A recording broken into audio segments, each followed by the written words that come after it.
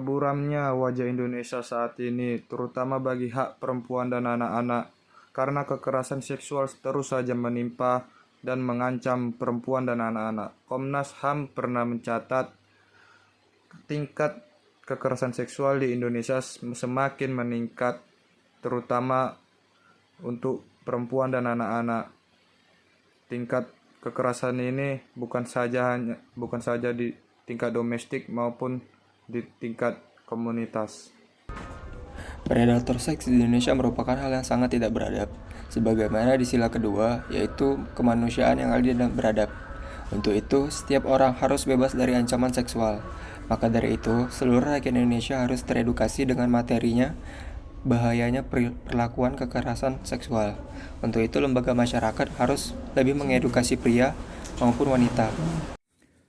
Predator seks adalah sebuah tindakan kejahatan seks yang dilakukan oleh seseorang atau kelompok, seperti pemerkosaan dan pelecehan seksual.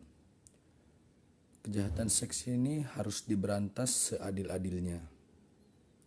Dan pada dasarnya juga dampak kepada korban sangatlah buruk, bahkan bisa membuat korban tersebut meninggal dunia. Yang kita tahu belakangan ini banyak sekali terdengar isu-isu tentang kekerasan seksual. Nah, lebih parahnya ini terjadi di lingkungan kampus. Ini perlu banget disoroti karena memang kampus merupakan tempat orang-orang terdidik, malah menjadi tempat peredarnya predator seks tersebut. Nah, menurut saya pemerintah juga harus lebih adil dan tegas dalam menegakkan hukum kekerasan seksual.